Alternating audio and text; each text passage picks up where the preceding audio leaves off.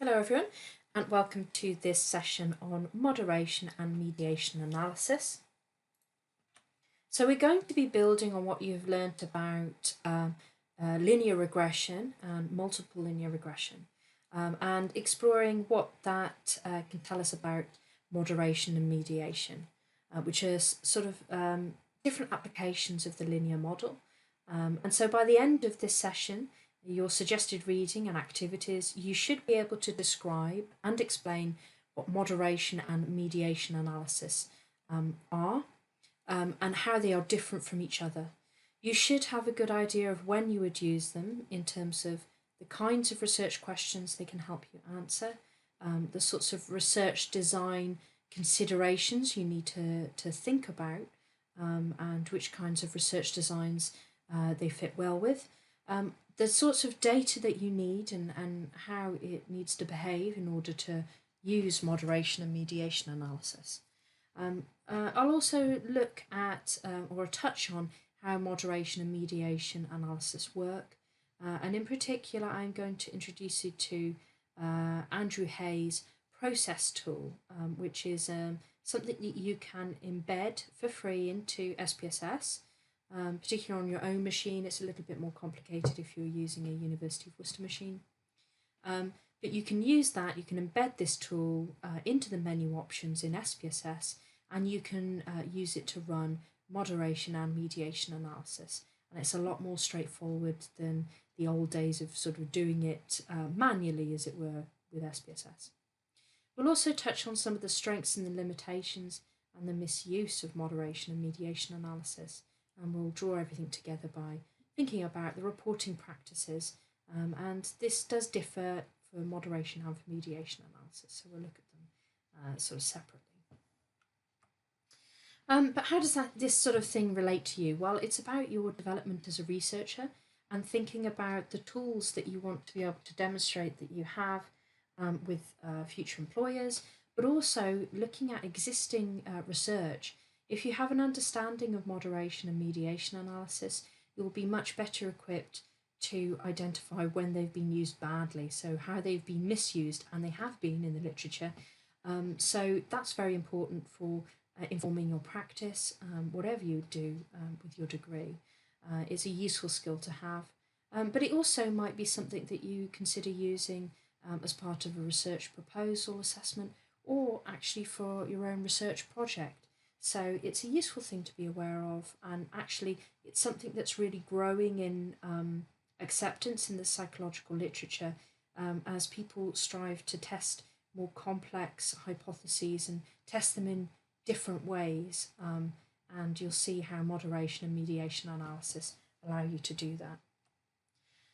So the example I'm going to be kind of coming back to in kind of your activities is based on an article looking at the fears and stresses of trainees starting fellowship in paediatric cardiology. So I've got a link here to that article that you can access through the library subscriptions. But if you have a read of that and get a general feeling for what's going on, I've loosely based this idea on that research, where we want to explore the relationship between stress, something called the imposter syndrome, and burnout further, and we're going to explore that from a moderation perspective and also a mediation perspective, just to illustrate things. So the imposter syndrome is something where you believe that you're an imposter, basically. So particularly in a either an educational context or in a kind of career context, where you feel that you're kind of faking it to make it kind of thing, and where at any moment you could be exposed for the imposter you are, that you somehow made it through to your success in your career, in your education. You don't really know why or how, and you think at any moment you could be exposed as being an imposter, of not really deserving or earning those accolades then. So I'm going to just briefly introduce the process tool. We will return to it. But the process tool is free to use. You can use it with Windows machines, I think also with Macs, and it can be embedded into SPSS and also something called, I think, SAS or Starter, different statistics package which you have to pay for. But in development is a macro that for use with R, that is also coming, and R is a big open source software tool for data analysis. So, but luckily it does work with SPSS. And so if you click on the website link here, it takes you to Andrew Hayes' page. So there's a wealth of information on here. Of a particular interest, you've got things like the FAQ page. So if you're actually doing a mediation or moderation analysis, or you're trying to get a process to work with SPSS, there's a lot of very helpful questions here. Do check this first, because I think Andrew Hayes replies to some queries, but not all, especially if they're already in the FAQs. To download the macro for SPSS, you just need to come to this page, download. There's some information on kind of, obviously they are writing something for R as we speak. There's information about the copyright, and then we can download SPSS here. You would just click on it. Now, if you, I'll ignore that because I know it is safe. If you are doing this on your own machine, it should be fairly straightforward. You would open up this folder when it's done.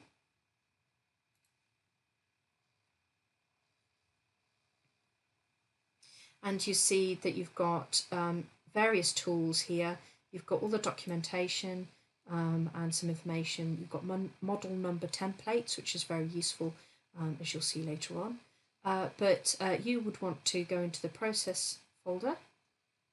And you can extract all of this, and what you're really interested in is this folder here. And there's actually a little guide on how to install the macro so that it becomes embedded in SPSS. So in order to use this, you have to have SPSS embedded, installed first. But here are all the guidance on how to actually get that macro into SPSS so you can use it as part of a menu options, and I'll show you what that looks like. Okay, so I've just opened up my version of SPSS, so this is version 26. So I would just go to, say, new dataset for now and open that up. Once you've embedded the macro, you would just need to go to Analyze, into Regression, and then you will see it appear here. Now I've got two different versions of the same macro installed, so the one that it will be using is the latest version here. So I've got version 3.4.1 installed, but you may have a later version. So the process tool is invaluable because it takes a lot of the hard work and also some of the issues if you violate assumptions for mediation or moderation analysis. There are workarounds within the process tool to help you cope with that. So I would strongly recommend using the process tool to do either moderation using a regression approach or mediation analysis. It just makes everything a lot more straightforward. There is a book that Hayes has written. We have access to an e-version of it, and there's a link here that will take you to the library page, and you can access it that way. If you are serious about using mediation or moderation analysis, please read through the relevant chapters, and I'll signpost you to some of those later in this talk. But please do read that book. It is the best one for supporting you through using mediation and moderation. It's written by the guy who created the tool. Okay, so the approach to mediation and moderation that we're going to be looking at in this talk is all based on regression, and in particular linear regression. So before we go any further, we need to recap some of the really basics of linear regression. So you'll remember that linear regression involves fitting a line of best fit to your data in order to describe it, but also in order to be able to make predictions about using information we have on other variables. Can that help us predict how someone will score on a different variable, on your outcome variable? So the line of best fit, the formula that we use, the basics of it for regression, is that y, which is your dependent variable, your score on your dependent variable, equals b, which is the slope of the line of best fit, multiplied by x, which is your score on your independent variable, plus a, which is the intercept. The intercept is the point at which your line of best fit would intersect with your y-axis, so the dependent variable axis here, plus error. There's always error in any model and in any measurement or anything like that in statistics, so you would have an error term as well. But you could use that formula. Once you've got some data, you develop a model based on that formula, and that would allow you to predict someone's score on the outcome variable, depending on how well your line fits the data to kind of different levels of accuracy. So if you're not at all sure, if you can't remember, I would go back to your materials, your lecture materials on regression. I'd look at your walkthroughs on regression, the Andy Field videos about regression and so on, before going any further with this, because this approach is fundamental to understanding mediation and moderation. But I'll assume that you've done that for now, and so I'll move on. So in the past, when we've looked at mediation and when we've looked at regression, you'll have looked at how different variables, probably on their own, well, together as a model, help you predict an outcome, but then looking at them uniquely as individual predictors, how they can tell us something about the outcome variable or explain variance, spread outness and variability in scores on your outcome variable in your data. But what we want to do with moderation and mediation is to think how two variables can come together, to act together in order to affect your outcome variable. And so part of what moderation and mediation analysis can also be about is trying to identify a causal order of variables and how cause and effect occurs in your variables. So there's always issues with the degree to which that can be assessed, but at the heart of it, what we're trying to do is look at how two or more variables interact to influence an outcome variable. And so moderation and mediation are forms of interaction. And the interesting little wiggling diagram on the right-hand side here is a model of that. This demonstrates what an interaction looks like, and that you see the peak that appears. So when you don't have a flat plane, you have different levels. So at this point here, that would be an example of a moderating effect, and we'll talk about that more later as we go on. So moderation and mediation are forms of interaction, but they are different. They are fundamentally different, and it's really important to understand how they differ. We're going to start off by looking at moderation, okay? And that's what this wiggling diagram on the right-hand side, this moving plot, is demonstrating for us, different levels of moderation. Okay. So in its simplest form, moderation analysis is when you have the relationship between two variables and they differ as a function of a third variable. So it's interested in looking at how this relationship differs at different levels of that third variable. And what we're asking is the apparent relationship between our predictor and our outcome variable, is it contingent on something else? Does something else affect it? And so what a simple moderation analysis looks like in terms of a conceptual model is this, where you have your predictor, you've got the moderator influencing the relationship between the predictor and the outcome. So that's what those arrows represent. So what we mean by a contingent nature, so a moderated effect, is where the strength or the size or the direction of the relationship between a predictor and outcome, or all of those things, differs depending on a score or a level of the moderator on this third variable. So what we would see is different levels of the moderator, we would see a different direction, a different strength, or both, of the relationship between the predictor and the outcome. So you might be thinking, hang on a minute, this is sort of sounding familiar. Interactions and levels of a different variable. I think I've encountered that before. So I'm just going to give you a second to think. What's this making you think about? So I'm going to assume you've had a go at that. And it's actually it's things like two-way ANOVA or ANOVA with more than one independent variable.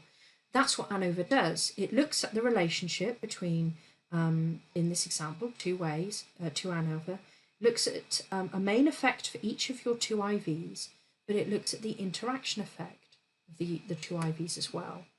The only difference is in this model, your predictors are actually categorical variables, and so you use a different menu system to analyze the data within the lingo of ANOVA, but actually it could be analysed within a regression approach as well. And so what we're looking at is how we can do moderation analysis within the context of regression, which means you can have continuous predictors as well as kind of dichotomous predictors. You can also potentially have categorical predictors, but we'll come on to that later.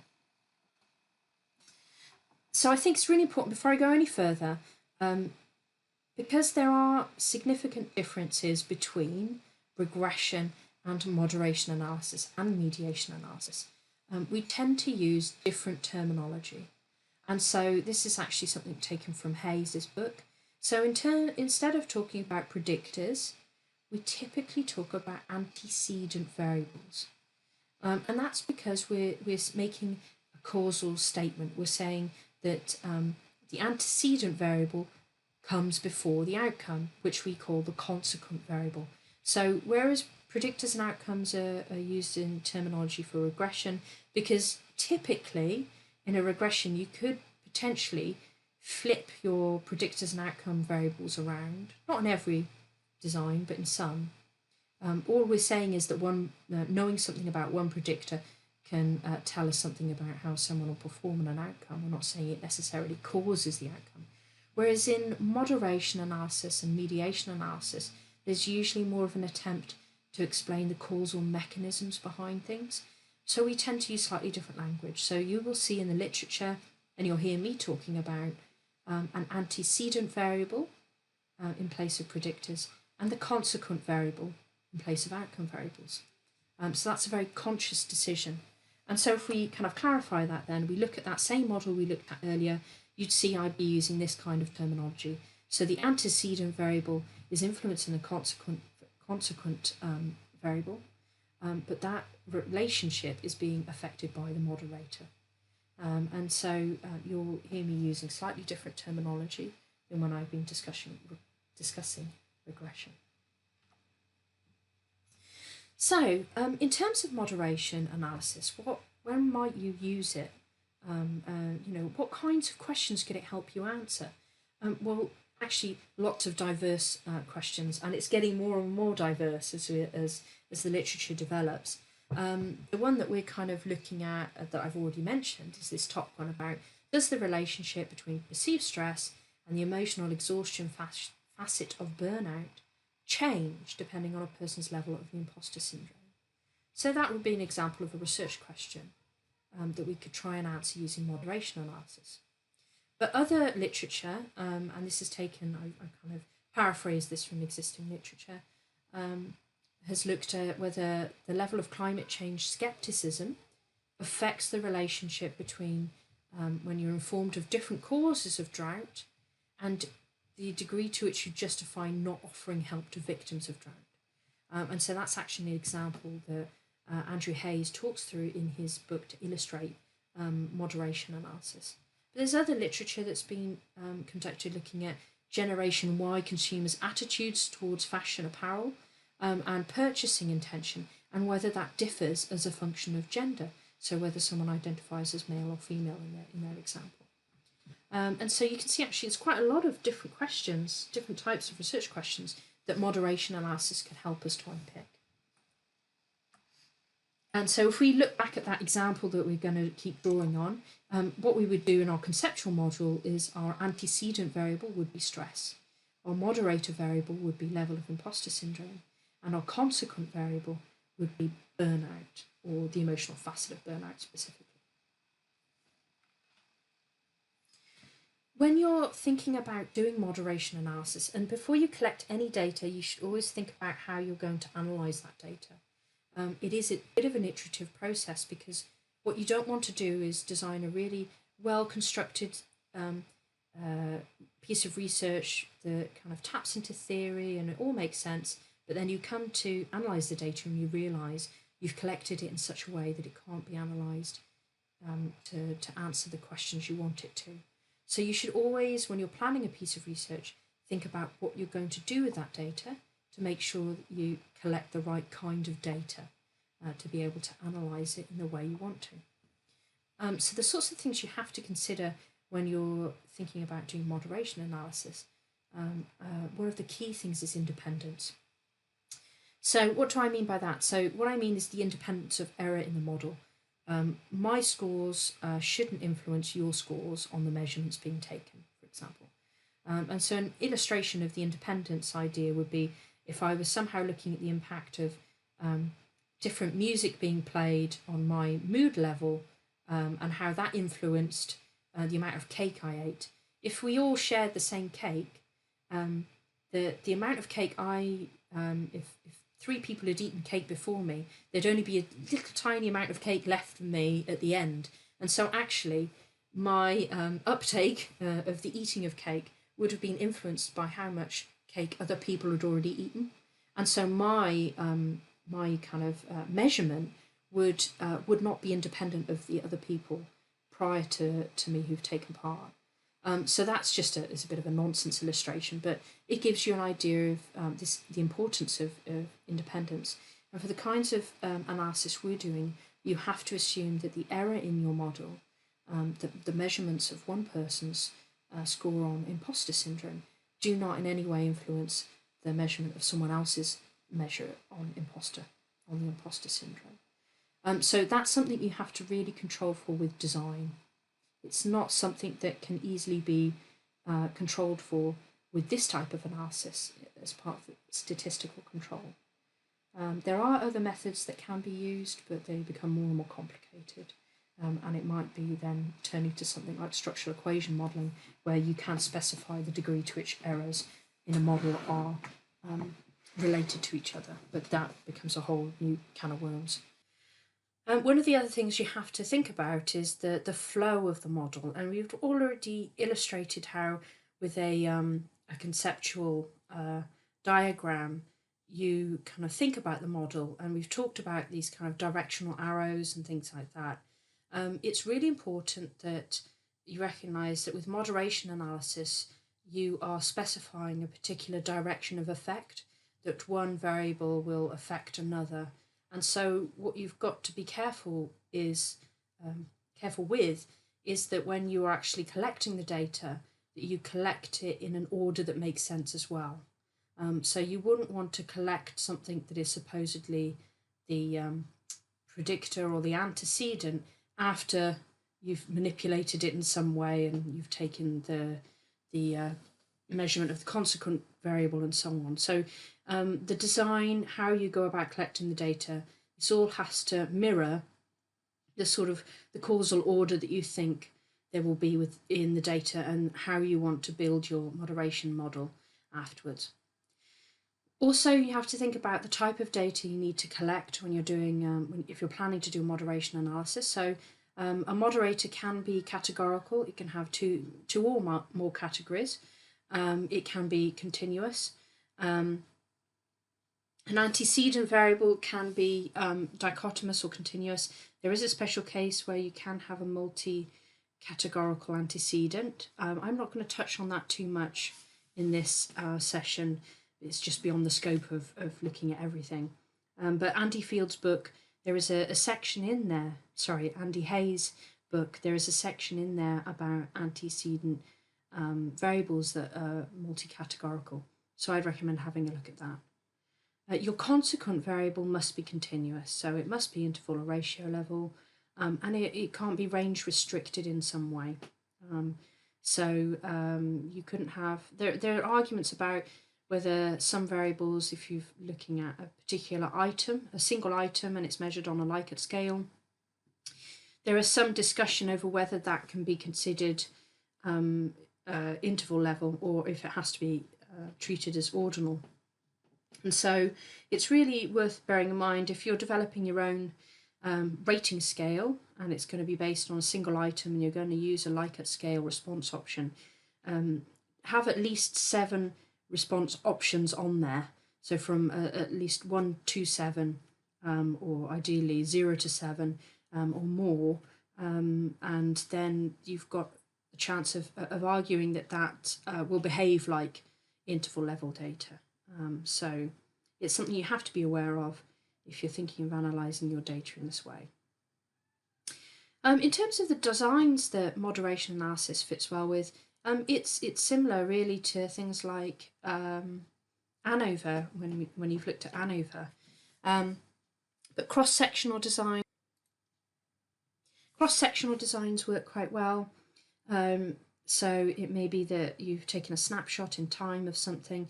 You haven't necessarily manipulated anything directly. You look at how things vary. So, for example, in our situation, we haven't manipulated stress. We haven't manipulated imposter syndrome scores.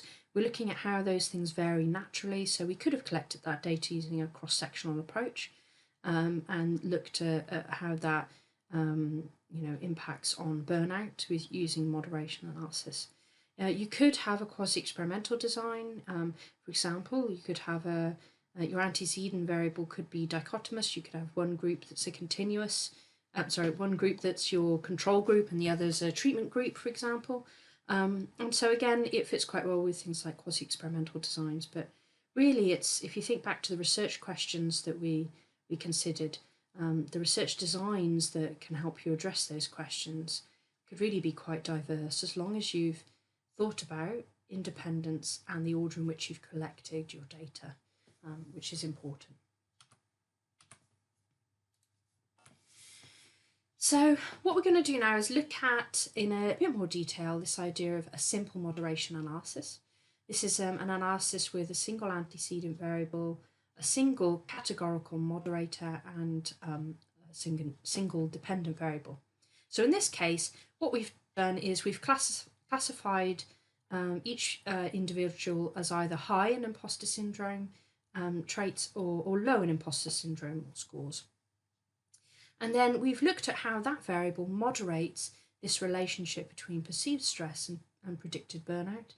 And we've done the usual thing in linear regression. We fitted a line of best fit to the group with the high imposter syndrome and the group with the low imposter syndrome.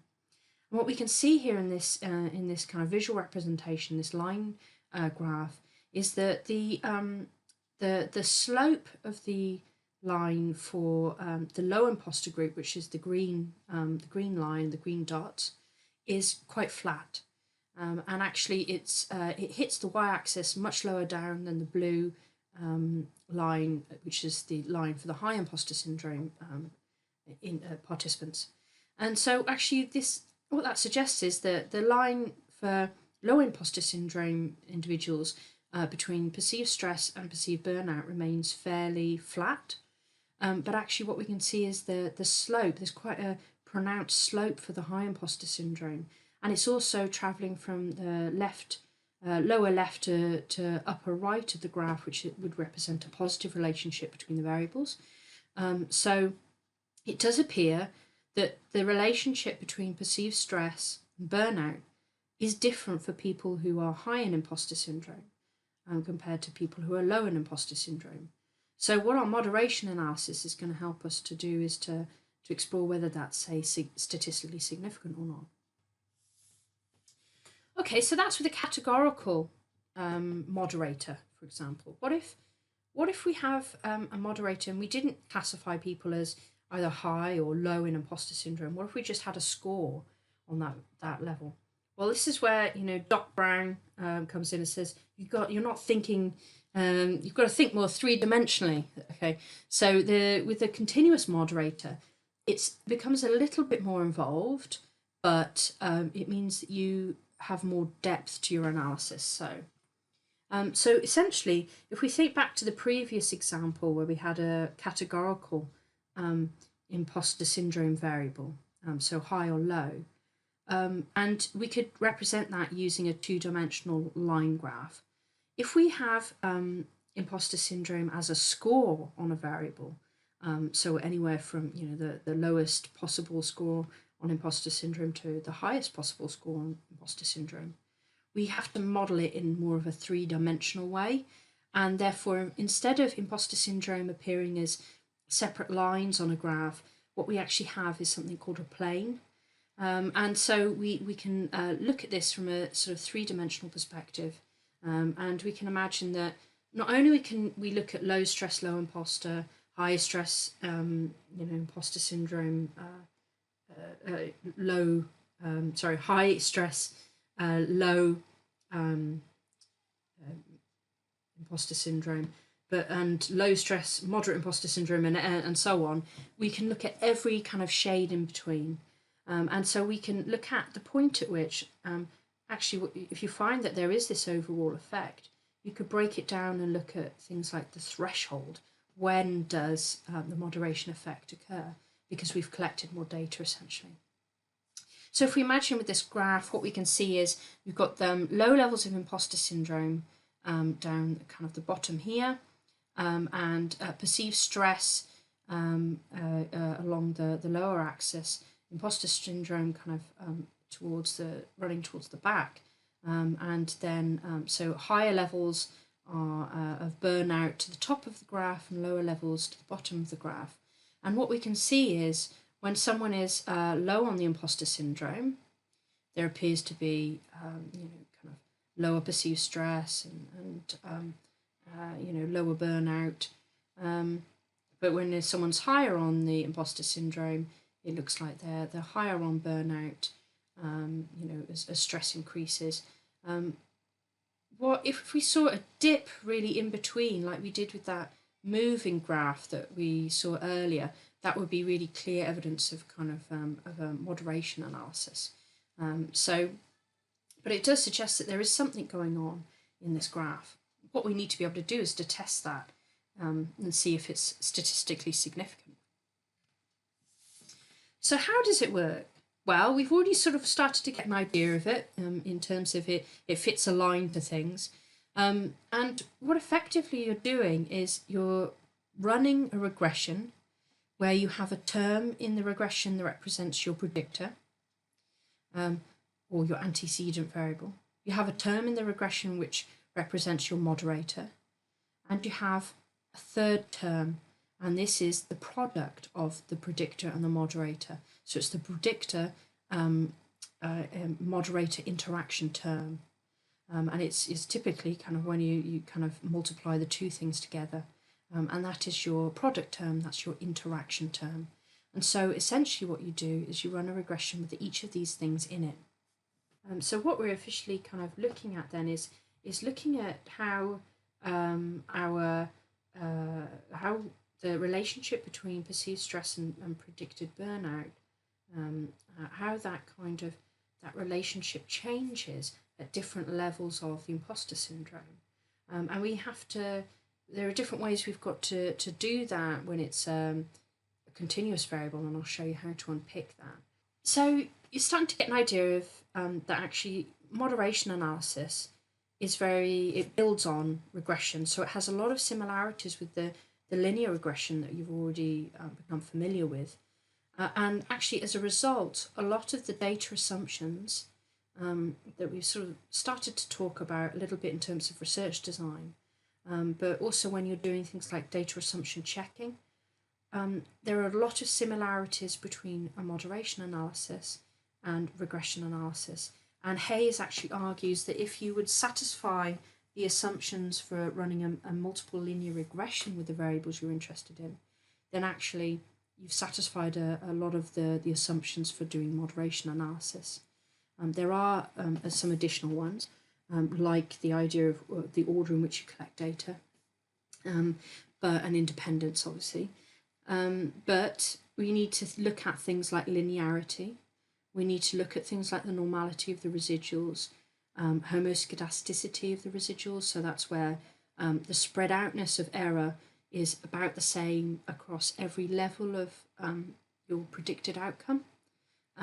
So what you don't want is a model that has a lot more error when it's predicting higher scores on your outcome variable than when it's predicting lower scores. For example, if it's more accurate when it's predicting lower scores, that would suggest that you have heteroscedasticity, which is where you have different levels of error at different levels of prediction, and so there's something systematically biasing your results. That would be a problem for moderation analysis, as it is for MLR.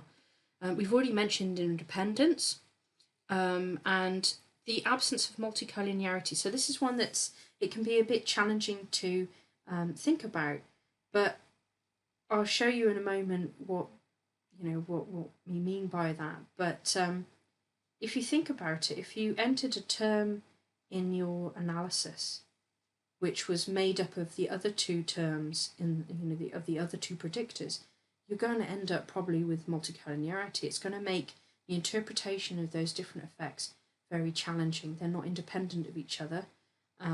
Actually, they're so highly correlated that it can cause the regression analysis all sorts of problems. So we have to find a way of dealing with that to do moderation analysis. And luckily, there is a way of doing that. So we'll look at that in a bit. Also, you have to think about sample size. Now, it's a tricky one with moderation analysis and mediation analysis. There's not a huge amount of literature out there to guide you with a lot of these things. It's a developing field, but I've tried to kind of piece together some ideas that might help you here. And there's also a useful video that talks through some of the data assumptions that I've mentioned there. In terms of sample size, then, if in doubt, base it on a model with the most number of variables in it. So that's where you treat your moderator as another independent variable alongside your independent variable, which is your antecedent, and the moderated term. So the most number of terms you intend to enter into your analysis, and you could use that to help you get an idea of, based on calculations calculations for multiple linear regression, you get an idea of the sample size required for your analysis. That would I would say be the minimum. You probably want a bit more than that, because moderation analysis tends to be a bit more power hungry than standard multiple linear regression, but it would give you an idea, somewhere to start. And actually there's some quite useful advice on David Kenny's website, which we'll come on to a bit later, but Barron and Kenny are two of the really big names in moderation and mediation analysis until fairly recently, where kind of Hayes's approach has taken over more. But David Kenny's website has a range of information and links to other resources, and he provides some advice on things like sample size and anticipating power, and how you can use that for a moderation analysis for doing a G-power calculation. So G-power is a free-to-use calculator of sample size or power and so on. And he has some advice on his website about that, so I definitely recommend looking at that if you're thinking of doing moderation analysis. So I mentioned the thorny issue of multicollinearity. And the issue actually, it's not just about multicollinearity, although obviously if you have one term that's the product of two other terms in a model, you're going to end up with multicollinearity. But it's also about this idea of interpreting an interaction. So I mentioned earlier about when you look at the relationship between the two variables, your antecedent and your consequent variable, when you hold, say, the moderator at a constant level. This is a bit of a simplification, but how regression typically works when it looks at an interaction is it holds the one variable at a constant of 0. And in some types of research, that might make sense. And if you read Andy Field's section on about mediation analysis, moderation analysis, and he talks about something called grand mean centering, he talks through why that doesn't necessarily make sense in all psychological research. For example, it would be if you had an interaction looking at two personality variables, it's be very unlikely that you would score 0 on a measure of extroversion, for example. You might score very low, but it's unlikely that you would ever score 0. So if you have a model that holds that constant to explore the interaction effect, what on earth does that mean? How do you interpret those results? And so this is actually part and parcel of the same issue, how regression works, how you have multicollinearity, and also this issue of being able to interpret variables if they're held at 0, held constant at 0. And so what we have to do before you do anything else is you have to center the variables. Now, before you go off and do anything, it's worth noting that actually the process tool does this for you. Another reason to use the process tool. But you could do this longhand, and actually if you want to really thoroughly check all your assumptions, then you should do this anyway. And so we're going to look at what centering means. But it's a common practice for both moderation and mediation analysis. And actually, if you wanted to do things like ANCOVA, there's an argument that you should always center your covariate before running it in any analyses anyway, because it makes it so much easier to interpret. Okay, so what is centering? Andy Field has a good section on this in his book, but it's essentially it's the process of transforming a variable into deviations around a fixed point, and that fixed point depends on what you use to center your variable, but it's usually 0.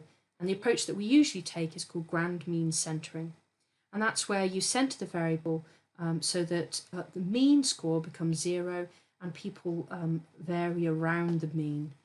So it makes it a lot easier to interpret the data. So it allows you to explore the the predictors and outcome when one of the predictor scores is held at the mean, which by default it holds it at 0, but the mean is no longer 0 itself. So it's a bit complicated to understand, but essentially it holds the predictor score at the mean value for in your data rather than holding it at 0. So it gives you an idea of what happens between the relationship between two variables when the other variable is held at the average response. So it makes much more sense, makes it much easier to interpret. As I said, you can do it manually. The process tool does it for you. Unfortunately, to really check the assumptions that we've been talking about with your data, there isn't a way to do that within the process tool itself. You would have to build your models accordingly and check all of the assumptions as you would do with a standard linear regression. So one of the things you'd have to do first is to center your variables. So it is very good practice to understand what that means. Okay, so what can a simple moderation analysis tell you? Well, you'll get a result, and essentially it tells you about the conditional effects. So if you've got all of the relevant variables in the model, you've got the predictor, a term for the moderator, and a term for the interaction between predictor and moderator, or antecedent and moderator, then you're interpreting something called conditional effects. And you might think, oh, well, perhaps this is sort of the same as main effects in ANOVA. You know, if we were looking at the lingo that ANOVA uses to explain, you know, main effects and interactions. But that would be misleading. Okay, it's not quite the same thing in moderation analysis in this way. In actual fact, when you have a categorical moderator, this is basically, and actually if it's a continuous moderator to some extent, what you're testing are the simple effects.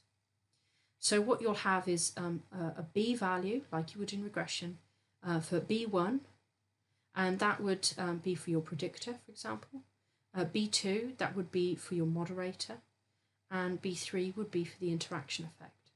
So the first beta will tell you how much two cases that differ by 1 unit on X, but are held constant at 0 on W, which after you've centered your variables actually means the mean of W, are estimated to differ on Y. The next B value, B2, is how much two cases that differ by 1 unit on W, which is the way we usually denote a moderator, but are held constant at 0 on X, which is actually the mean of X once you've centered your variables. How are they estimated to differ on Y? So they're conditional effects.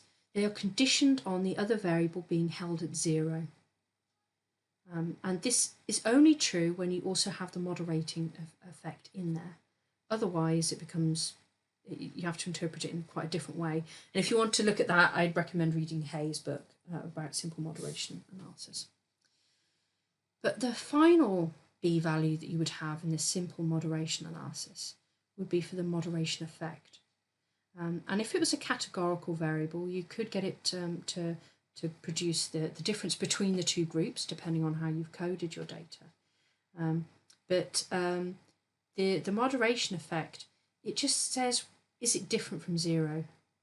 Okay, so really what that B value can tell you, you're really interested in the significance test associated with it. That's what tells you if you have a moderation effect.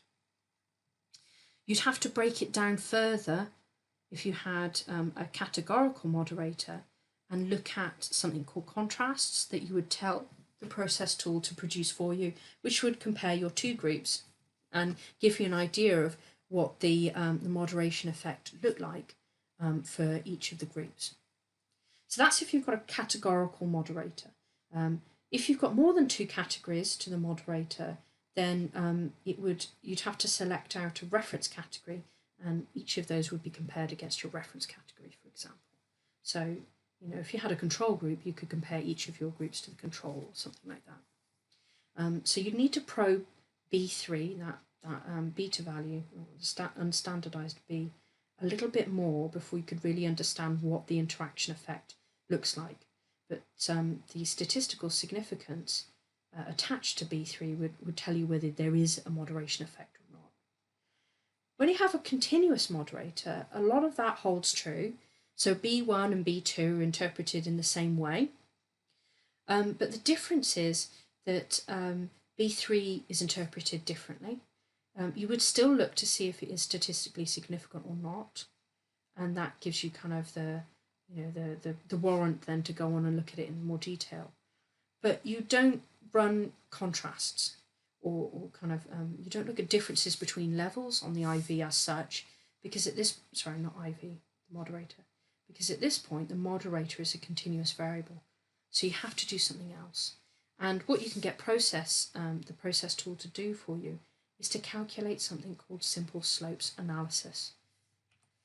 So this is where, and it goes back to that image of the graph we kind of saw, it will identify on your moderator, if it's continuous, a mean level, the midpoint of the data, a high point in the data and a low point on the data. So if we were thinking about this in our situation, you would have, it would identify what the mean value for the group on the imposter syndrome was, a high value and a low value, and it would calculate separate lines, slopes of regression, so regression lines, and it would compare the slopes between them.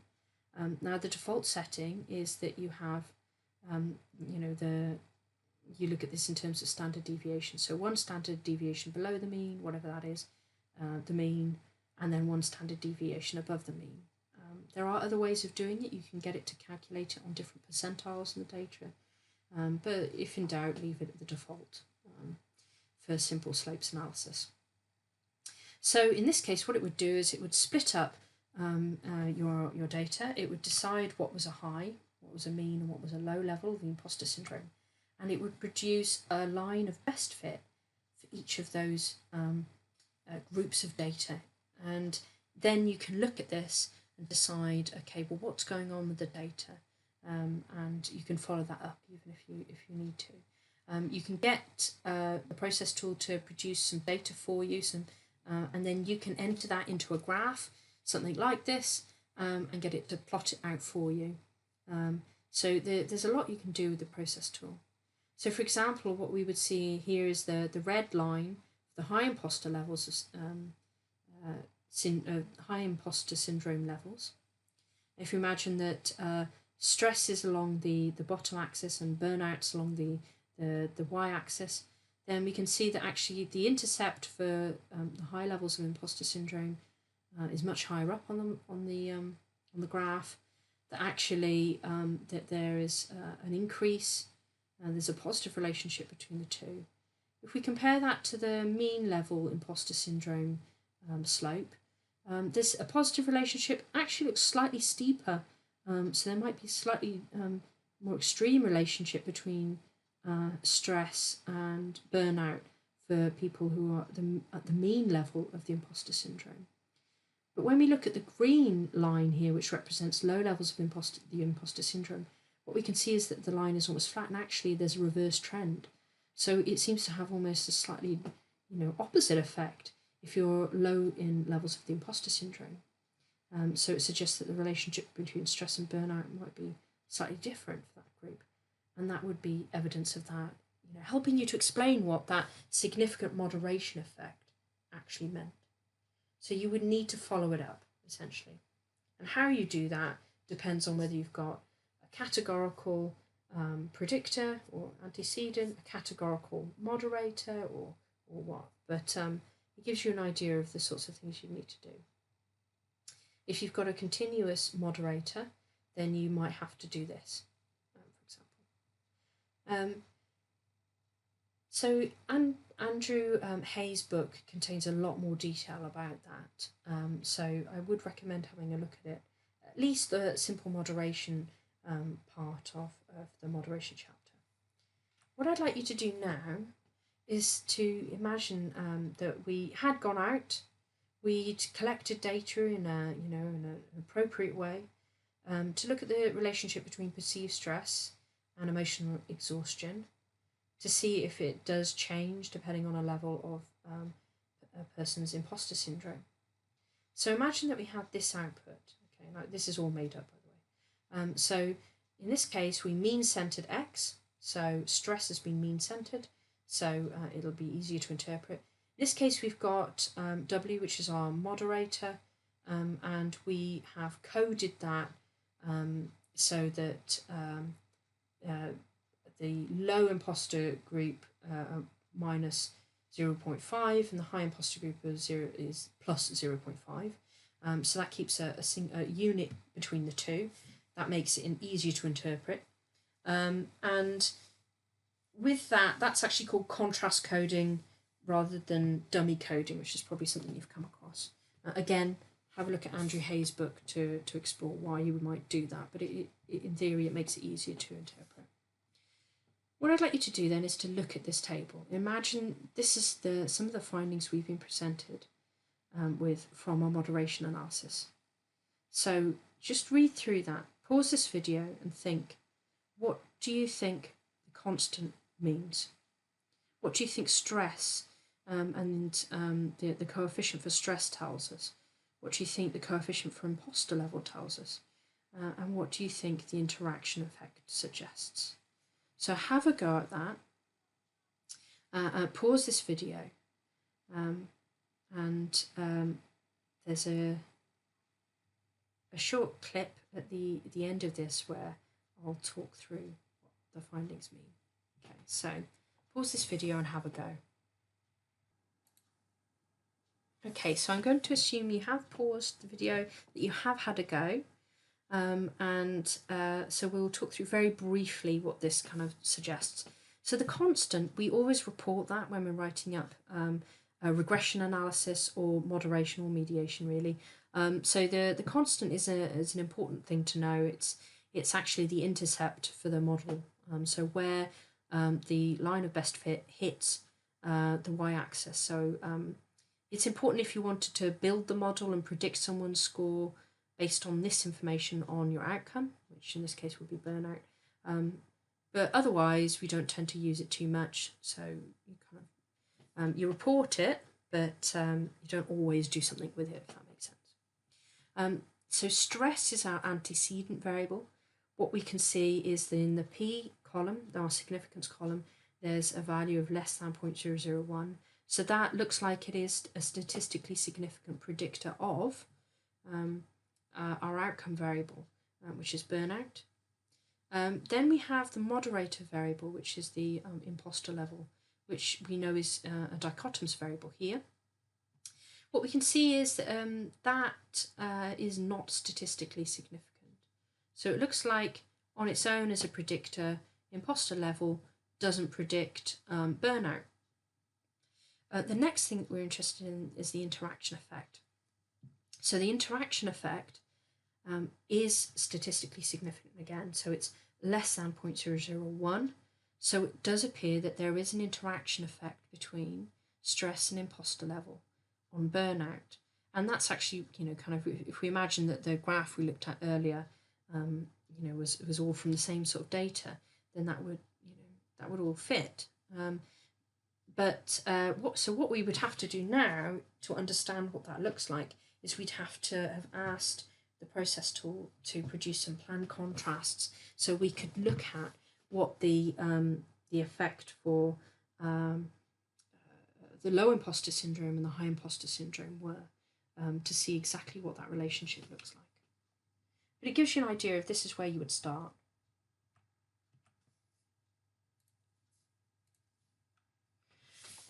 So reporting the results. So the moderation analysis, it's quite useful to have a conceptual diagram to kind of illustrate the relationship, the directions between the variables. But it's really important to note that conceptual diagrams and statistical diagrams in moderation analysis are two quite different beasts. They look very different.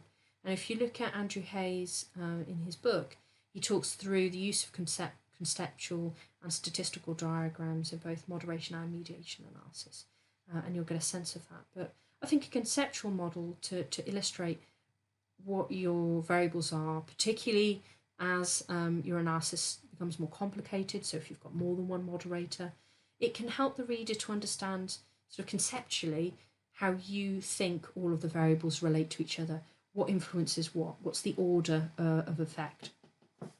But as I said, be clear that you've labelled it as a conceptual diagram or a statistical diagram and don't muddle up the two, because they are different things. You would need to provide a really clear description of the assumption checking that you performed, and what you would probably have to do with that is to build the model separately, as I kind of talked through earlier, in terms of through linear regression. So you'd have to center your variables, check all of the findings to see if you've got normality of residuals and homoscedasticity of residuals and things like that. And to check, make sure you've centered your variables first so that you can avoid things like multicollinearity, and you make it easier for yourself when you're trying to interpret all of the findings. But you would have a clear description of the assumptions that you performed and which guidelines you've used to do that. And so kind of, I think for moderation analysis, you could really use Hayes' book as kind of as a reference point there. You'd probably want to present the results as I did in a similar way in the previous slide. So in a table, in a nice APA formatted table, where there's a clear description of what everything means in the table, but you also then clearly describe what the table tells you in text. So you don't just plonk a table down and let the reader make up their own mind. You've got to tell them what each of the variables, the relationship between the antecedent, the interaction term, what does it tell you? And also, if you have to do follow-up analysis, again, make that clear. You should provide some descriptive statistics for each of your variables so we understand what the mean score for each of them is, because that's an important part of interpreting them in moderation analysis. And I would illustrate your findings, particularly if you do have that interaction effect, that there is a moderation effect.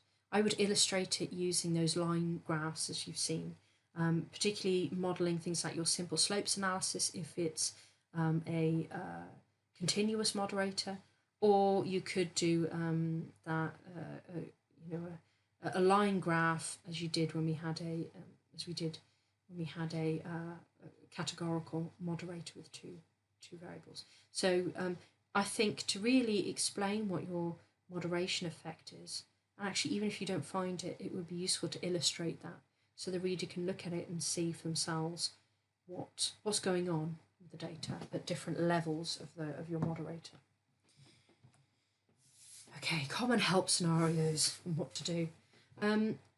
Luckily, a lot of the issues that you might encounter with when you're doing something like a moderation analysis, there are actually kind of fixes embedded into the process tool which you can select to help you overcome these issues.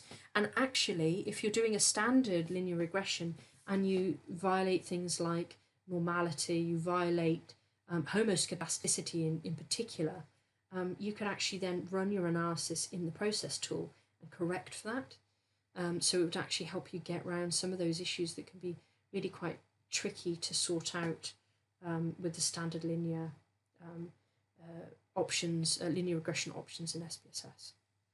So if you find that you've looked at your residuals, you've done all your data assumption checking, and your residuals are substantively not normal, so they're really kind of, there's something funny going on, then the recommendation is that you ask for bootstrapped confidence intervals to be produced, and actually that's probably just good practice anyway. In terms of the violation of homoscedasticity, where you've got, your model's better at predicting some scores on an outcome than others, you can actually ask the process tool to produce, to use heteroscedastic, consistent standard errors, which can correct that, and it will help with actually the estimating of the parameters. Bootstrap confidence intervals help with the estimating of your confidence intervals, and they can provide a more robust significance test if you violated the assumption of normality.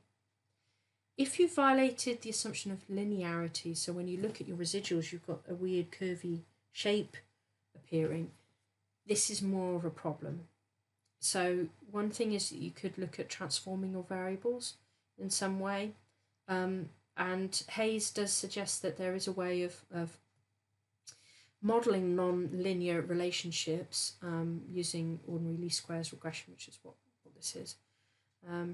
But it becomes more complicated. So I think if you violated the assumption of normality, you'd need to understand why, but you might have to break down your findings in a different way to explore the relationships between them. But I would have a look at Hayes' book, 2018 book, for more details, and he does signpost you to another resource that might help you if you need to model a non-linear relationship, but I would say it becomes complicated fast. If you have sample size issues, it may be that if you've got multiple antecedent variables that you need to think about breaking them down. Do you have to look at every variable in the same model? Perhaps actually you could look at them separately in separate models. So that becomes more of an issue when you've got more variables than the kind of the simple moderation. But you do need to make sure you've collected enough data, because the issue is otherwise you run the risk of just not finding a moderation effect purely because you don't have enough data to do so. It might exist, but it may require more power. So that's why you should do your sample size calculations to start with before collecting data to get a feel for what's going on. Okay, so that was a whistle-stop tour of moderation analysis. What we're going to do now is think about a different but what if.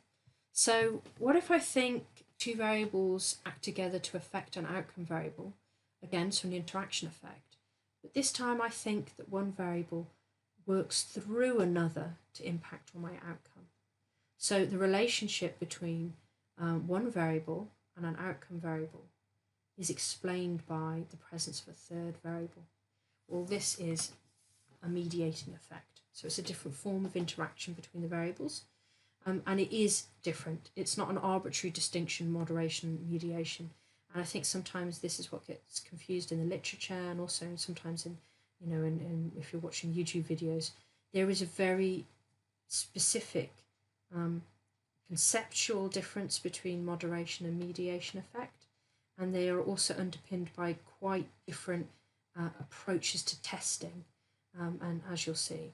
So it's really important that if you're trying to decide between whether you should be analysing something as a moderation effect or a mediating effect, you must look back at the theory, at the literature, to decide, is there a relationship that is different based on the level of a third variable?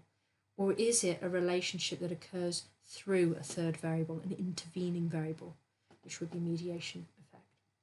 And so this is an example, a diagram that's produced by Fritz and McKinnon, and there's their reference at the end of these slides, that talks about kind of visualizing what a mediation effect looks like for a continuous antecedent variable.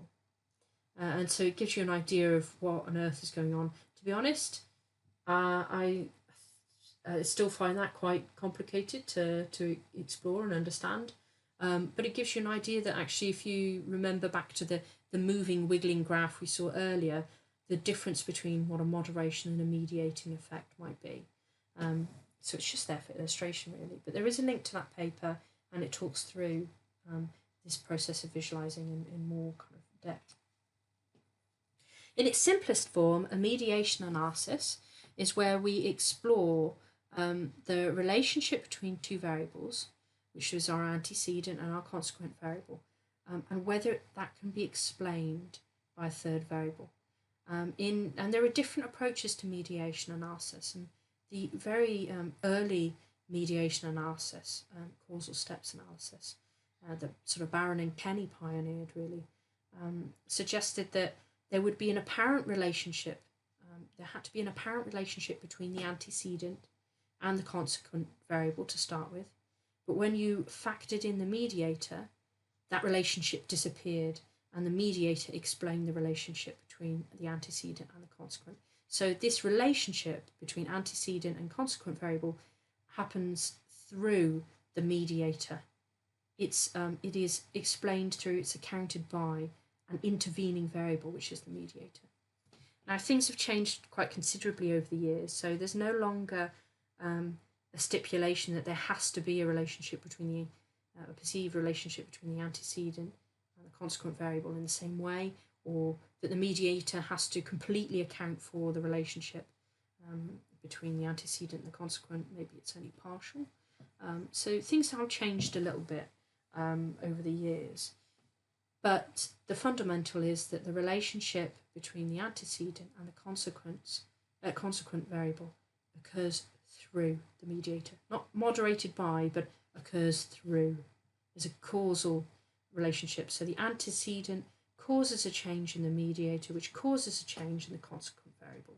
And that's why it looks like there's a relationship between the antecedent and the consequent, but actually it's not. It's the antecedent influencing the mediator, which influences the consequent.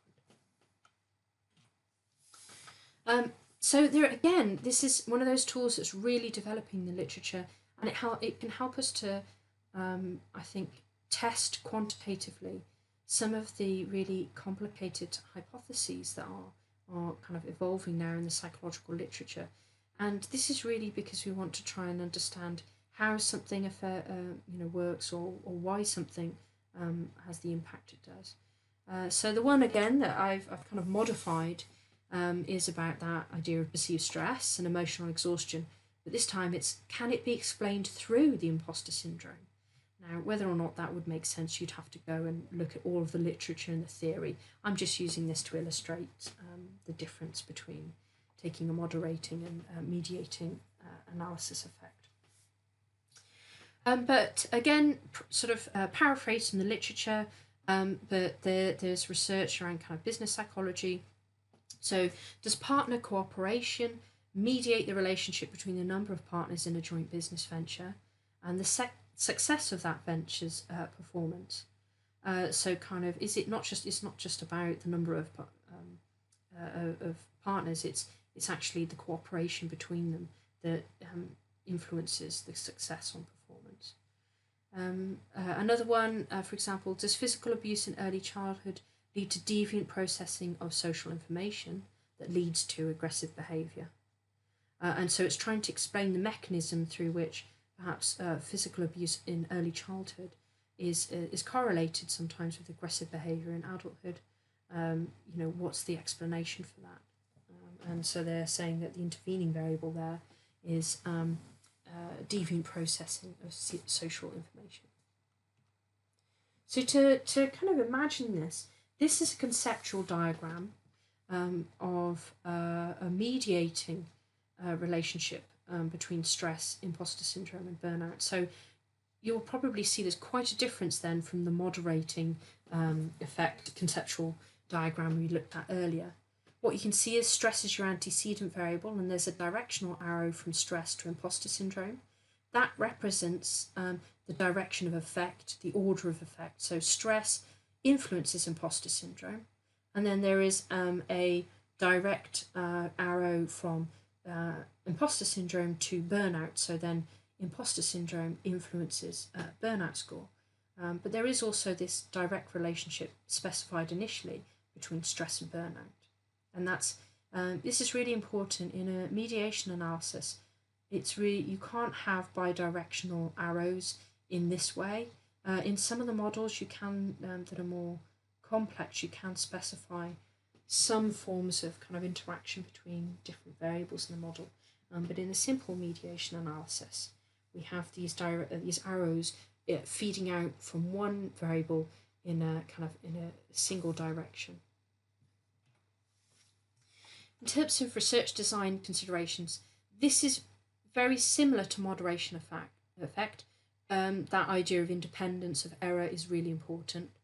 So my scores on something shouldn't be influencing your scores on something, for example.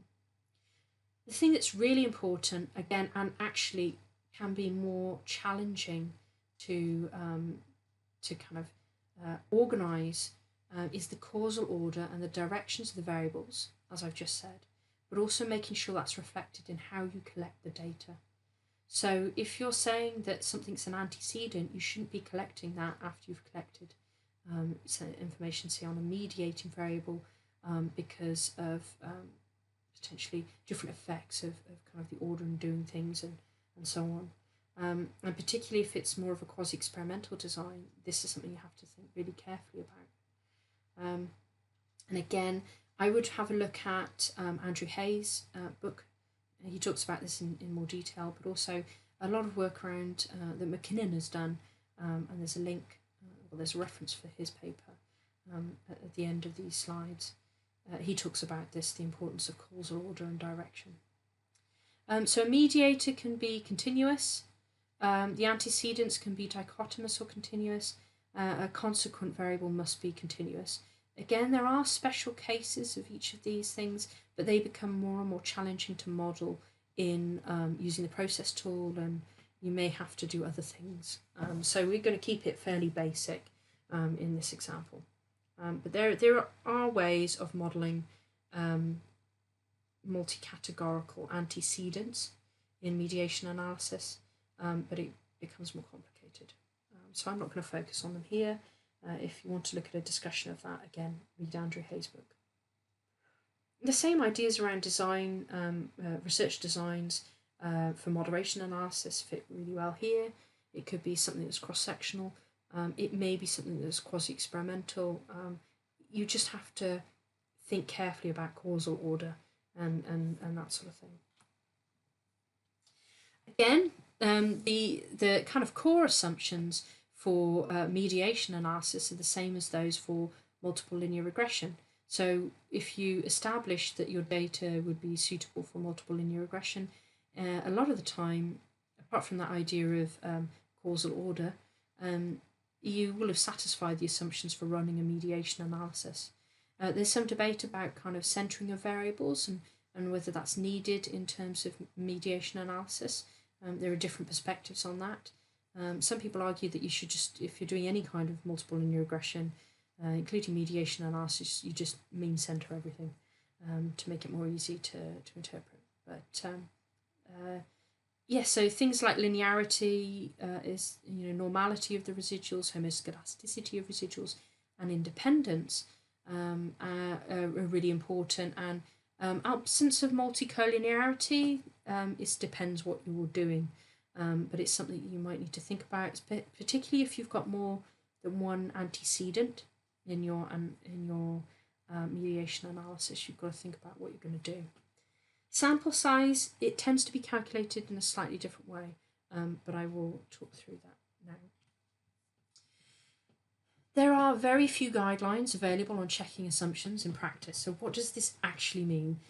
So if I say, oh, well, you need to, check the same kinds of assumptions as you would in regression analysis, one of the questions you get asked is, for the final model, for what do I do? How do I do this? Well, actually, as you'll see a bit later in terms of how you traditionally go about estimating mediation, you would have to, because the process tool doesn't check this for you, you would probably have to set up several regression analyses and use the assumption checking features of standard regression, linear regression, to check that your data is appropriate. And you have to do that for each part of the model, and actually that's separate models, and I'll talk you through that in a bit. But there is a really useful article that outlines some of the core assumptions in mediation analysis, which is the first one there. It's a little bit kind of formula heavy, but it is quite useful. The second one is a very easy to follow tutorial which guides you through the process of a simple mediation analysis and a parallel mediation analysis, and what you need to do to check the assumptions. So if you are going to do your own mediation analysis, you could quote that as a guide you've used to check your assumptions. You followed their process. So I've put it there. I would thoroughly recommend reading it. It's not very long, and it's a really, really useful article. Sample size in mediation analysis, you can, as a bog standard kind of, as an absolute default, not sure what else to do, you could calculate it in a similar way to calculating a multiple linear regression. You would probably need, that would be the absolute minimum. You would want to collect more than whatever the multiple linear regression sample size calculator told you. But actually, David Kenny has created a power analysis calculator on his website called MedPower, and I'll just show you that now. And that might be easier if you're trying to calculate power analysis. If you're trying to calculate sample size, so you can donate if you feel able to, so what you can have is power given your sample size. You can get a rough idea of if you've already done the analysis. If you've already collected the data, how much power do you have? Or you could try and estimate the sample size that's required given the level of power that you're interested in. So usually 80% power, 0.80 is sufficient. The effect size measure, the beta is something we've seen in regression. You could change that to partial R, I'm not sure you would. This is an estimate of kind of the effect of X on M. So that's the antecedent on the moderator, the effect of the moderator on the outcome, and the effect of the antecedent on the outcome. So these are the defaults. Perhaps if in doubt, stick with the defaults.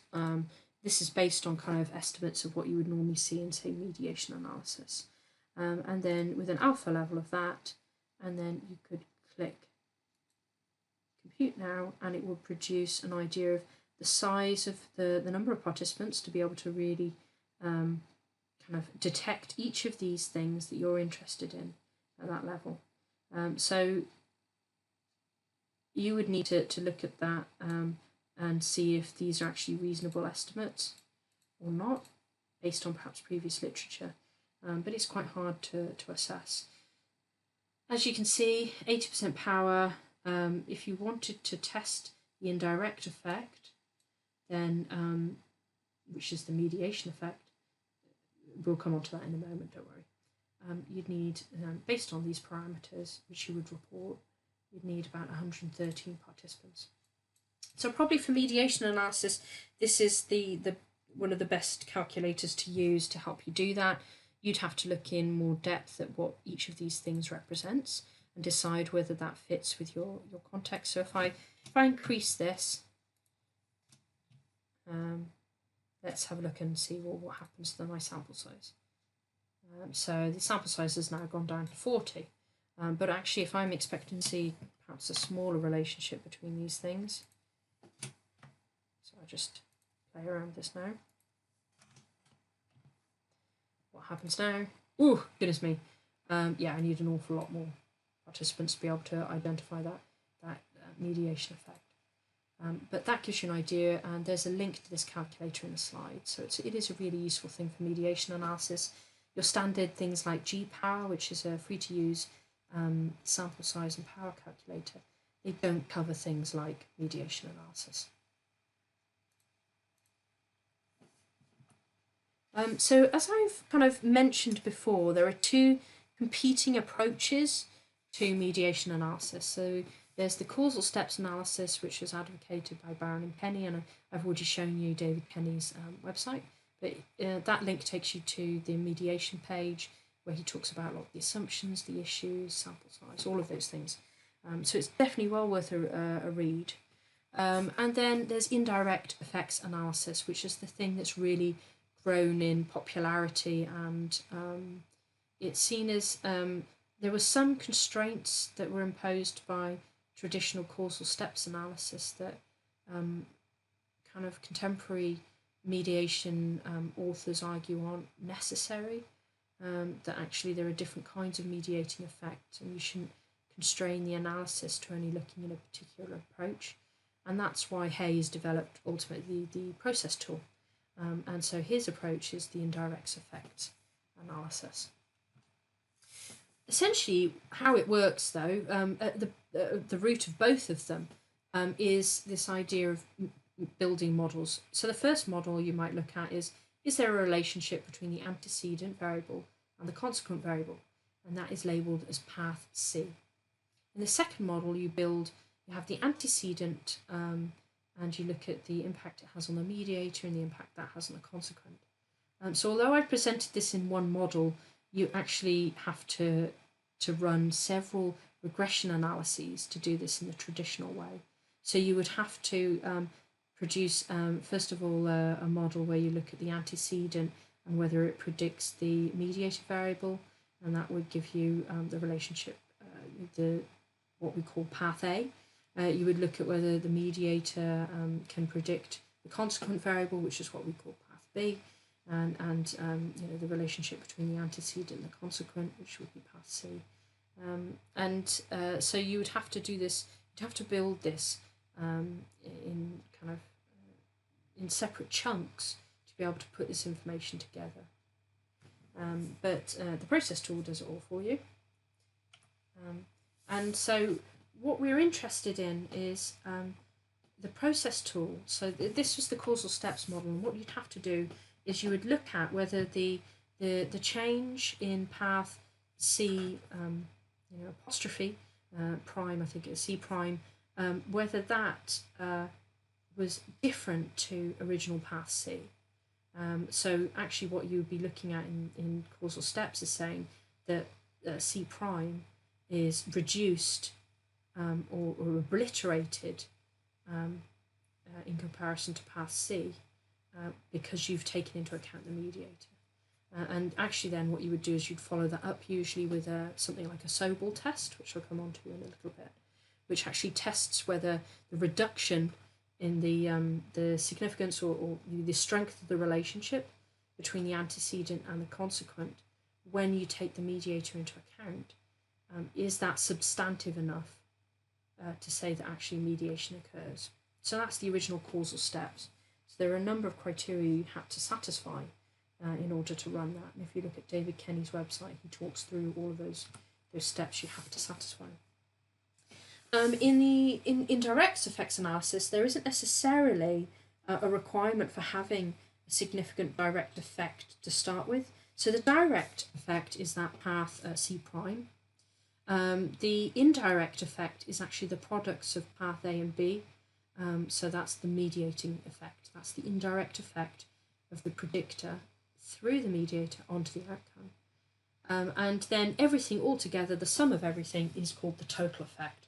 And if you're doing mediation analysis following Andrew Hay's approach, those are the three effects you're really interested in particular, the indirect effect, because that's what tells you whether you have mediation going on or not, whether it's partial mediation or like complete mediation, but it tells you that there is an indirect effect of your predictor, your antecedent, on your outcome. So these pesky data assumptions, so what on earth have I got to do? Well, first of all, you've got to create these models yourself in order to check the assumptions. So although the process tool will produce all of your mediation analysis output in terms of the actual results of the model, it won't help you check the assumptions necessarily. You've got to go and do that using your standard linear regression tools.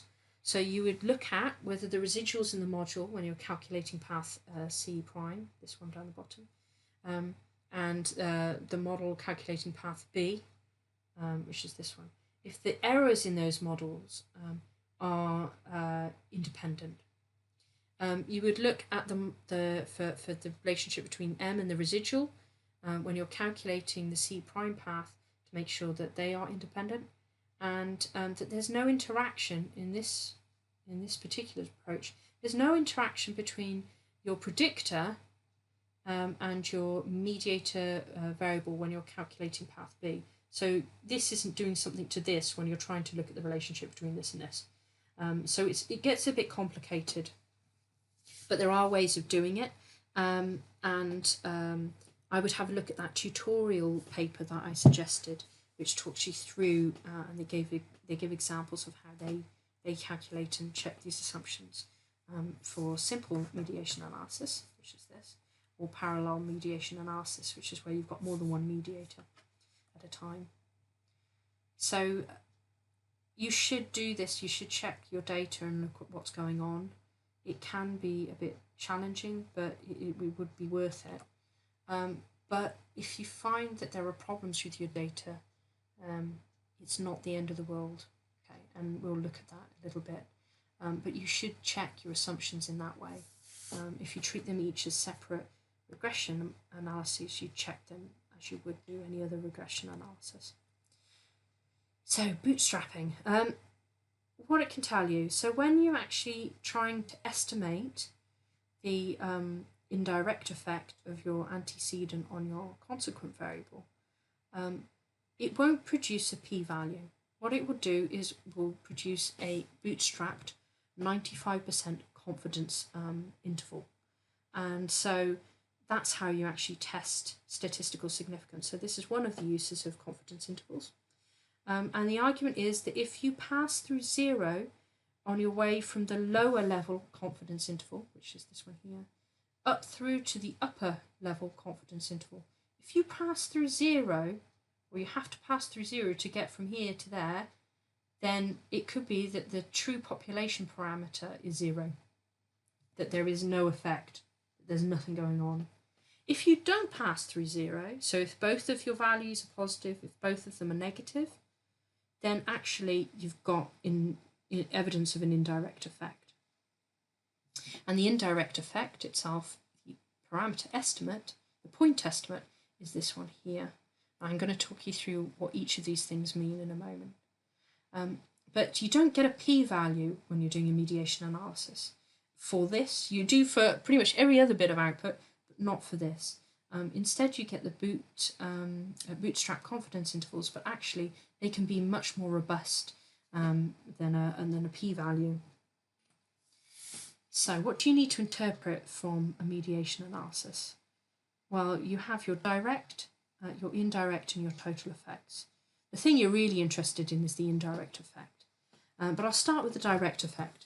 So what your measure of direct effect tells you is that if two cases differ by 1 unit on the x variable, the antecedent, but are equal on the mediator, I'm not sure that says mayor, sorry, mediator, how much are they estimated to differ by C prime units on Y?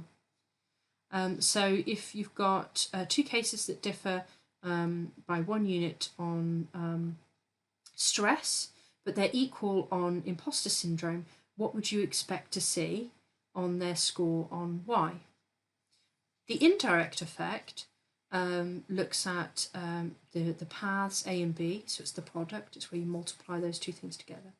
And it says, well, how much the two cases that differ by 1 unit on X are estimated to differ on AB units on Y. So it's a bit tricky, but if both of your A and B paths are positive, then the indirect will be positive. Indirect effect will be positive. So it will suggest that there'll be an increase. If either A or B is negative, then the indirect effect will be negative, and there'll be a decrease on Y. But if both A and B are negative, then the indirect effect will be positive again. So it has implications. You have to look at, if you get this finding, it's not enough to know if you've got a positive effect or a negative effect. You need to understand, well, which part of that is making it positive. So you'd look at the path of A and B and try and understand it, because that could have really important implications for your hypothesis, particularly if you've suggested a particular causal relationship between the variables. Well, you could use these findings to really unpick if that's the case. So if you think that stress will, higher stress will be associated with higher levels of imposter syndrome, and that will be associated with higher levels of burnout, then you could break it down into these paths of A and B to understand if that's actually what's happening. But the indirect effect really tells you if there is an indirect effect, if it is going on, what's happening. The total effect is the effect of X and Y through both the direct and indirect effects. So in combination, so summed, the total effect of X on Y. It tends not to be of so much interest when you're reporting results, but quite often you would report it, but it's not something you might focus on. Usually you're really interested in the indirect effect. What you could do is you could follow up with something like a Sobel test, but that is, the Sobel test, as I've explained, gives you an idea of whether, it used to be used to decide whether there was mediation or not, by deciding whether the relationship between your antecedent and consequent variable had reduced substantially when you included your mediator. But it's very conservative. And actually, if you're using the bootstrap confidence intervals, as you would be, with the indirect effect, you don't need it. That's much more reliable measure of whether there's an indirect effect. What you'd need to think about as well is if so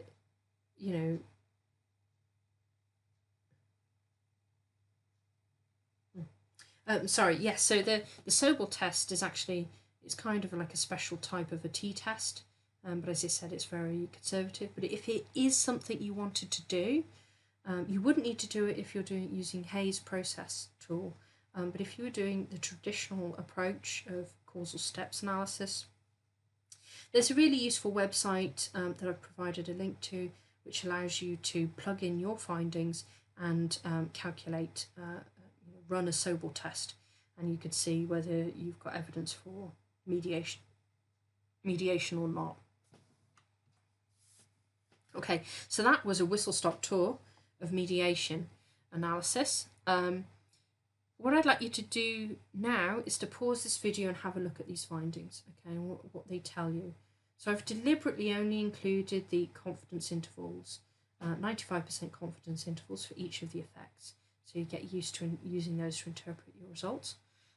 Actually, in your output, you would get a p-value for the total effect and the direct effect. You just wouldn't get one for the indirect effect. And that's because the indirect effect is calculated using bootstrapped estimates. So what I'd like you to do is to look at these, to think back at what we said we were doing. So looking at the relationship between stress and burnout and whether it could be explained through imposter syndrome ratings. So what do you think each of these variables tells you? What does the total effect, the direct effect, and the indirect effect suggest? And in particular, we'll kind of look at this. Do you think they're significant or not? So pause this video, have a think about it, and then start the video again. Okay, so I'm going to assume you've had a go. So we have to remember that, say, for example, the total effect, we might report it, but it tends not to be the thing that we're really fully interested in. But it looks at the sum of essentially the direct and indirect effects, and whether there is a total effect through direct and indirect effects of stress on burnout. So what we'd be looking at is our b-value. So that looks like it's positive. So that's a positive relationship potentially across everything. But when we look at our lower level confidence intervals, we can see that that's a negative, and our upper level confidence interval is a positive. Well, that suggests actually you're going to have to pass through 0 to get from here to here. So the true, the parameter in the population could be 0. So actually, it doesn't look like there is a total effect between those two variables, between stress and stress through the moderator and burnout. So that's interesting. So the next thing we'll look at is this direct effect, and this suggests that if you've got one case that differs, or two cases that differ by 1 point on your antecedent variable, which is stress, but you hold them the same on their level of imposter syndrome, what might we expect to see on our outcome? Well, actually, that's a negative value, so that suggests there'd be a negative relationship between the two things. So we'd expect to see it decrease in 0.77 in our outcome, which would be burnout, and I'm not sure that's what we would expect. So if you look at the confidence intervals again, well, that one's a negative and that one's a positive. You'd have to pass through 0 to get from one to the other. So actually, that isn't statistically significant. And actually, this could just purely be due to chance, and there's not necessarily anything direct effect going on. So now we come to the indirect effect, the thing that we're really interested in. So we can see that we've got a positive value for the indirect effect. So we know that the indirect effect is the product of the paths A and B. So that suggests that the mediating effect, so there would be an increase across our mediator from our stress variable across our mediator onto burnout. And if we look at our lower level confidence interval and our upper level confidence interval, both of those values are positive. We don't have to pass through 0 to get from here to here. So actually, we have a genuine, what looks like a statistically significant indirect effect. That although there isn't anything direct happening, although there isn't anything overall, actually, we've got a mediating effect of between the relationship between stress and burnout, which occurs indirectly through our imposter syndrome variable. So that would be very interesting to explore.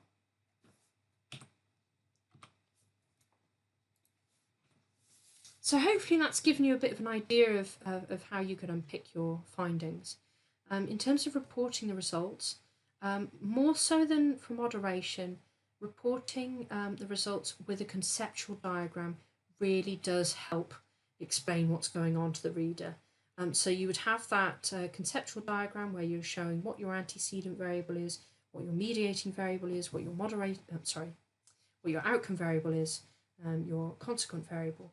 You would label up each of your pathways, and you would actually plonk in the coefficients that your output from the process tool gives you for path A, for path B, for the indirect effect, for path C prime. And so it gives you an idea, you can eyeball it, you see the relationships between each of the variables as you specified them, and what those relationships actually look like. Are they positive, are they negative? And that can really help when you're trying to explain your findings, but also it makes it clearer to the reader so that when you come to your discussion and you're saying whether you found support for the findings or not, they've got that image in mind. So you can, if your path A and path B were positive or negative, and whether or not that kind of was what was expected based on the theory or testing. So make sure that you present that, okay? And it can become more complicated if you end up with more mediators or more antecedent variables or so on.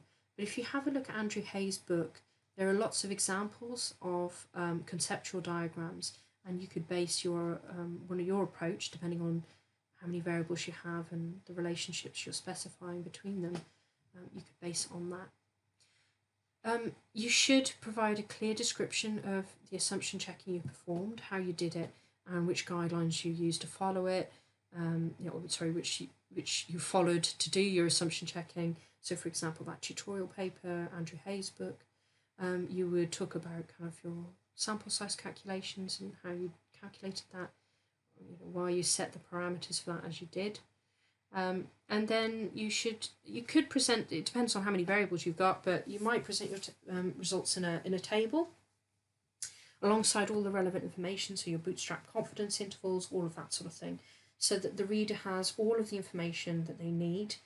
You don't want to just purely replicate everything you're saying in text or in other diagrams, but it may be that it's about what's clearest when you're providing your results. But with a diagram or with a table, you should provide a clear description of what those findings are telling you in text.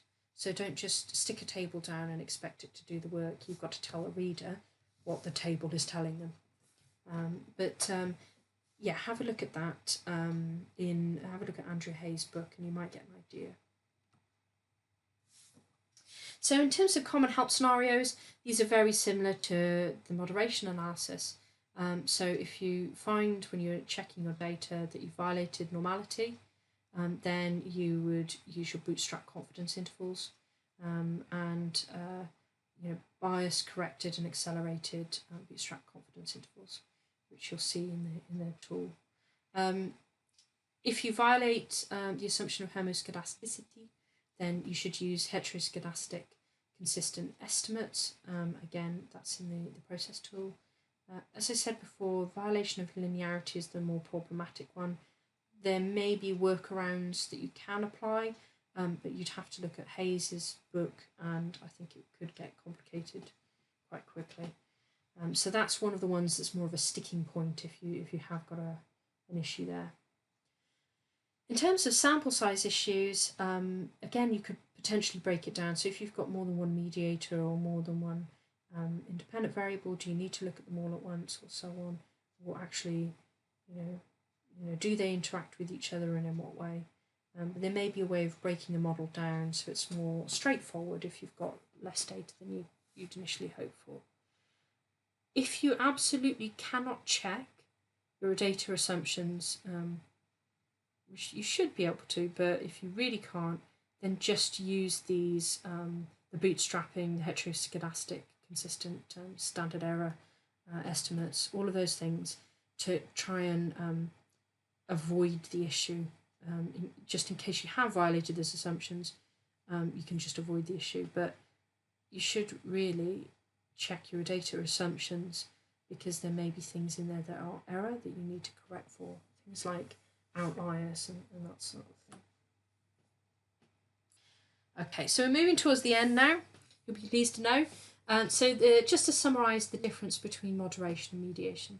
So moderation is where you're looking at the relationship between a predictor and an outcome, and you're saying that it is affected by the levels of a third variable. So it changes as a function of the levels of a moderator.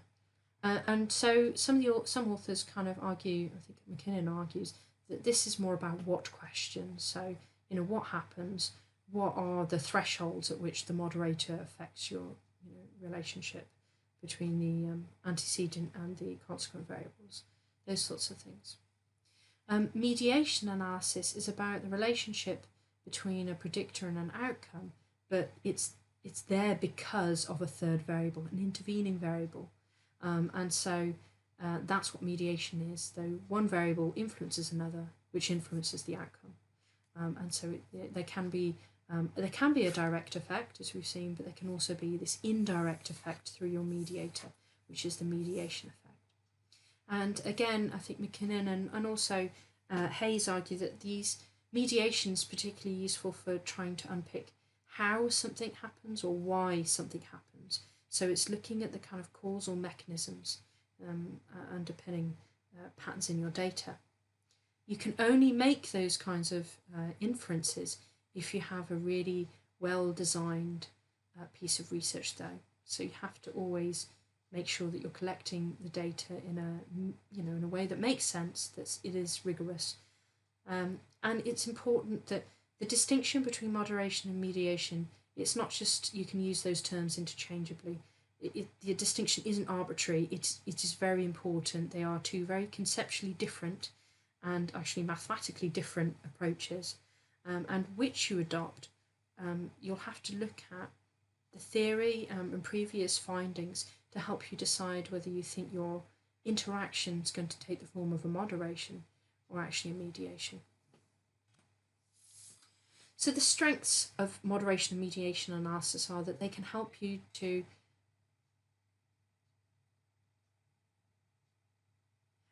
So the strengths of moderation and mediation analysis are that they can help you to offer lots of or kind of respond to lots of different kinds of research question and help you to test quite complex hypotheses in psychological research. Lots of issues that you can and probably will encounter with the data around multicollinearity and heteroscedasticity and non-normality can be handled by the process tool. For example, you can get it to automatically mean center your variables. You can get it to use heteroscedastic consistent standard errors. You can get it to use bootstrapping if you've got non-normal data and so on. So actually a lot of that is built in to the model, to the tool itself. And for moderation analysis, there are some built-in tools for exploring categorical moderators, for exploring continuous moderators, for example, like simple slopes analysis. And there are things you can really do. And actually you get a lot of output with it, which means you can really unpick the relationships in your data. The limitations of moderation and mediation analysis are that you have to think very carefully about the order that you're specifying your variables, but also the order in which data is collected. That could have an impact on your causal inferences. It could affect the causal order of your variables. But again, have a look at Andrew Hayes' discussion of that for more information. You should be aware of the difference between unstandardized and standardized coefficients. And if you have a predictor that is dichotomous, then Hayes argues don't use your standardized coefficients. Don't report them and don't interpret them because they won't be meaningful. And again, if you look at his book, he talks about how to overcome that issue. And there are different practices you can do that allow you to get around that. And some of that's about standardizing variables before you do your analysis and so on. So it can be very easy to misinterpret some of the effects, particularly things like conditional effects in moderation analysis, but also indirect effects in kind of mediation analysis. It can be very challenging.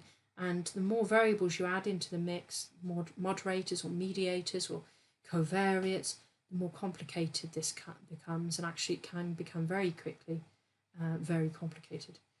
And one of the issues around, particularly around moderation analysis, but mediation analysis as well, is there aren't that many guides about writing up your results, for example, in comparison to things like writing up ANOVA. So moderation and effects, or moderation analysis seems to be kind of left behind a little bit. There's a little bit more for mediation analysis, but still not a huge amount. And actually, people still disagree on the best way of going forward. So the message is really pick an approach and reference that approach. So why you've reported what you have. So before we finish, I imagine you might have potentially some questions. So For example, well, what if I've got more than one moderator? Well, the process tool can handle up to 2 moderators in a single model. You need to think very carefully about the moderation, where moderation occurs, because actually what you can have 2 moderators affecting the same paths on a conceptual model, or actually you can have one moderator affecting the moderating effect of another. You can have moderated moderation and so on. And if you have a look at the model numbers that are provided when you download Process Tool, there's a little document in there about the different model numbers. If you have a look through that, then you'll see some different examples of where you get these more complicated moderation analysis. The simple moderation analysis model number, I think, is 1. The simple mediation analysis model number is 4. And there's like 100 models altogether in the process tool. So have a look at that and you'll get a sense of what's going on. The first moderator is normally labelled as W and the second moderator is normally labelled as Z. And so, yeah. If you have more than one mediator, then there are different ways of doing it. You might have a sequential model, which becomes, so one mediator affects another, which affects another outcome, and so on. Or it may be that you have something called parallel mediation analysis. And that tutorial that I mentioned earlier that takes you through data assumption checking actually gives you an example of parallel mediation analysis. And that's where you have up to 6 mediators operating in parallel of each other. So they are mediating the relationship between a antecedent and the outcome variable all at the same time. And so process can handle, I think, up to 6 mediators in a single model. What if, one of the issues as well is, well, what if I've got other variables that I want to control for, or I want to have in the model, but I don't think they're being mediated, I just think they're important? That's fine, you can include those as covariates as well in the model, so there's space to do that. So again, Hayes talks you through how to do that using in his book, using the process tool. What happens though if you've got a combination of the two? What if I've got mediated moderation or moderated mediation, which is perfectly possible? This is when Hayes says that it starts to become something called conditional process analysis. And again, there are a number of inbuilt models in the process tool that you can use that are quite sophisticated. Lots of different options that, if you have got moderated mediation analysis, that you'll probably be able to handle, even if that's occurring in a parallel model, parallel mediating analysis. And so have a look at those model numbers and try and jot down which ones you think might be examples of conditional process analysis. You can always check those against Hayes' actual book and kind of have a look at that. And actually, the process tool, you can adapt existing models.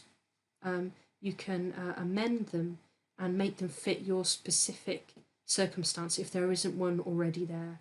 And it can be a bit hard work, but it's a potential, it's an option. But as I say, I would look at each of the models that are available very thoroughly. There are a whole range of different approaches that process can handle. An issue is that process can only look at one outcome at a time. That isn't necessarily a problem if you've got several outcomes and you're not anticipating that your outcomes are going to affect each other. If they do, you're going to have to do something like structural equation modelling. Also, when you run an analysis, if you've got multiple mediators, then it will only provide you with, if you've got multiple independent variables that are being mediated, it will only provide you with the mediation results for one antecedent variable at a time. What you have to do is include the other variables as covariates, run the analysis, then go back into the data dialog tool and swap the existing antecedent variable out, put that in the covariate box, and move a new antecedent variable in that you think is mediated, include that, run the analysis again. All of the kind of background calculations will pretty much remain the same, except it will produce some indirect effect results for that new antecedent. So it's a bit of a faff, but it can be done, and it is worth it. Again, have a look at the section in Andrew Hayes' book where he talks about handling multiple mediators or multiple antecedents. And as with anything, with a conditional process analysis, it can get very complicated very quickly. So use it sparingly would be my advice. So suggested reading, if you're going to do mediation or moderation analysis, you need to read Hayes' book, basically. Particularly if you're going to use the process tool, you really need to become familiar with the approach. There's some information on the kind of background assumptions that you need to check for mediation or moderation and conditional process analysis in chapter 2 of his book. There's an introduction to simple mediation in chapter 3, simple moderation in chapter 7, and then there is some information about reporting findings in the miscellaneous chapter, chapter 14, that's worth having a look at. Andy Field also has, in his last couple of editions of his book, has information on mediation and moderation in his book Discovering Statistics Using SPSS. Unfortunately, they are based on the older version of the process macro, which is no longer available. But in terms of the interpretation of statistics, that hasn't changed too much. And actually, he provides quite a good breakdown of what a B value represents in moderation analysis and mediation analysis. So I recommend having a look at that. And he also has a video which you can watch. Again, it's based on the old version of the process tool, so you won't be able to use that to run the analysis, but interpreting the output, a lot of that has stayed the same. So for the interpretation aspect, it's really useful. There's also Andrew Hayes' website with the things like the frequently asked questions. There's Barron and Kenny's website, which has a wealth of information on kind of causal steps and some of the other approaches as well to mediation analysis. And there is a useful article or a useful overview in the last link. It's based on R, but actually it goes into quite a bit of detail about each of the features of kind of mediation analysis, for example. So those are the things I'd suggest having a look at. References to everything covered in the slide are on here. There will be a mediation moderation walkthrough, so the fundamentals of mediation moderation analysis. It's in development at the moment, but it will be available soon, and we'll let you know once that is available. Okay, so this has been an introduction for mediation moderation analysis. I hope it's been useful. Thank you, and bye-bye.